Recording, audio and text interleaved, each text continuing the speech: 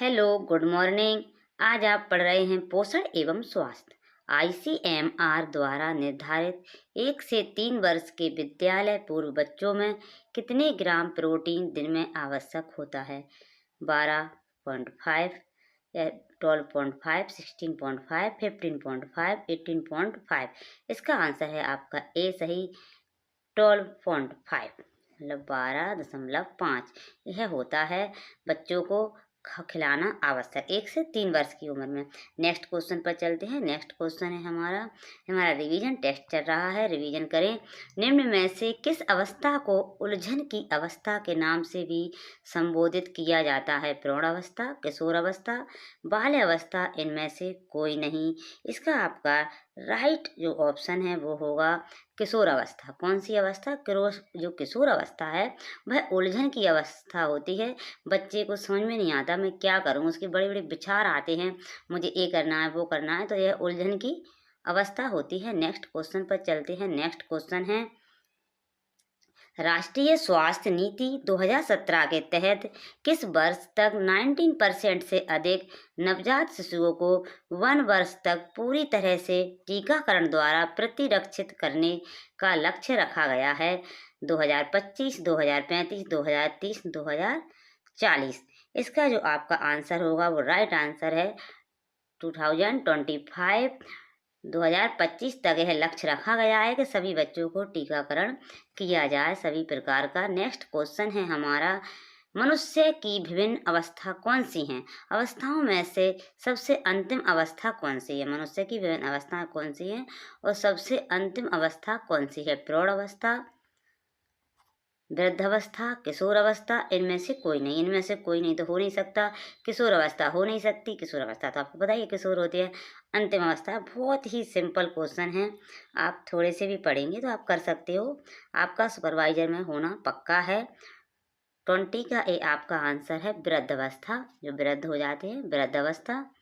Next question है। Next question है गर्भवती महिला को कैल्शियम की आवश्यकता की पूर्ति हेतु क्या लेना चाहिए? अंडा, टॉफी, दूध तथा दूध से बने पदार्थ, उपरोक्त में से सभी।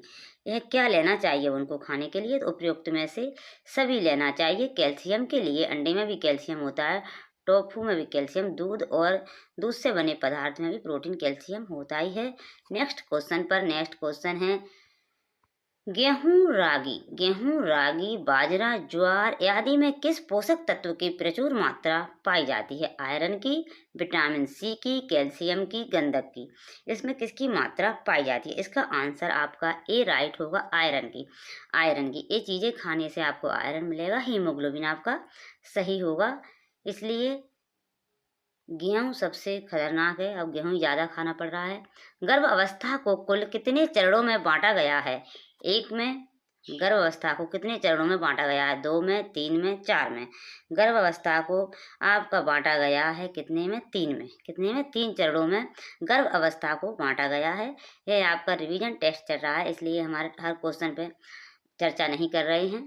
क्वेश्चन का देख रहे हैं आपके कितनी सही होती हैं, यह आप कमेंट बॉक्स में लिखें कि मेरे इतने सही हुए हैं।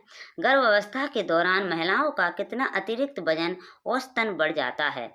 2 से 4 किलो, 6 से 8 किलोग्राम, 8 से 10 किलोग्राम, 10 से 16 किलोग्राम। इसका जो ऑप्शन है आपका सही होगा डी 10 से 16 ग्राम। 10 से 16 किलोग्राम तक वजन महिलाओं का बढ़ जाता है डिलीवरी के बाद। किसी का कुछ मेहनत से या किसी वजह से घट जाता है और किसी का घटता नहीं है, तो मोटी ही रह जाती हैं। इसलिए यही प्रॉब्लम होती है डिलीवरी के बाद। आईसीएमआर के अनुसार एक गर्भवती महिला को प्रतिदिन कितने मिलीग्राम आयरन ग्रहण करना चाहिए? 24 मिलीग्राम, 40 मिलीग्राम, 32 मिलीग्राम, 38 मिलीग्राम। कितना करना चाहिए यह आपको बताना है। इसका जो आंसर है, जो इस आंसर का जो ऑप्शन है वह है 40 मिलीग्राम, मतलब 40 मिलीग्राम महिला को आयरन ग्रहण करना चाहिए। नेक्स्ट क्वेश्चन पर चलते हैं। नेक्स्ट क्वेश्चन है हमारा माँ के दूध में किस पोषक तत्व का अभाव होता है? कैल्शियम का, आयरन का, विटामिन सी का और विटामिन ए का। ये टाइपराइटर वाले ने माँ के दूध में किस पोषक तत्व का अभाव होता है? माँ के दूध में किस पोषक तत्व का अभाव होता है? यह विटामिन सी का। विटामिन सी, कैल्शियम तो भरपूर मात्रा में होता है, आयरन भी होता है, विटामिन सी की कमी होती है, विटामिन ए भी मिलता है, विटामिन सी नहीं मिलता है। गर्भवती महिलाओं में लाल रक्त कणिकाओं के निर्माण हेतु किस पोषक तत्व की आवश्यकता होती है? आयोडीन की, थायमन की, लौह लवण की, कैल्शियम की। गर्भवती महिलाओं में लाल रक्त कणिकाओं में निर्माण हेतु जो हीमोग्लोबिन बनता है वह हीमोग्लोबिन आपको पता ही है, उसमें जो हीमोग्लोबिन होता है वह लाल रक्त की कणिकाएं होती हैं। तो इसका जो आंसर है आपका सी, लोहे लवण। लोहे लवण में आयरन होता है, आयरन से हीमोग्लोबिन बनता है, हीमोग्लोबिन में लाल कणिकाएं होती हैं। किस अवस्था में शिशुओं का वजन 6 माह में दोगुना हो जाता है? बाल अवस्था में, किशोर अवस्था में, शैशवावस्था में, इनमें से कोई नहीं। किस अवस्था में शिशुओं का वजन 6 माह में दोगुना हो जाता है? वह किस अवस्था में? जब पहले यही पता होना चाहिए जब बच्चा 6 माह का होगा, जब वो किस अवस्था में होगा। जब बच्चा 6 मंथ का होगा, जब वह बच्चा होगा आपका शैशवावस्था। कौन सी अवस्था बोलेंगे उसको? शैशवावस्था। शैशवावस्था में बच्चे का वजन दोगुना हो जाता है। माँ के दूध में प्रति 100 ml वसा की कितनी मात्रा पाई जाती है? माँ के दूध में जो वसा होती है ये 100 ml में कितनी पाई जाती है? 30.5 ग्राम, 40.5 ग्राम, 5.5 ग्राम, 6.5 ग्राम। आप इसको बताएंगे। इसका आंसर का जो ऑप्शन है वह राइट होगा आपका। कितना होगा? यह होगा 30.5 ग्राम। 30.5 ग्राम वसा 100 ml में, कितने में?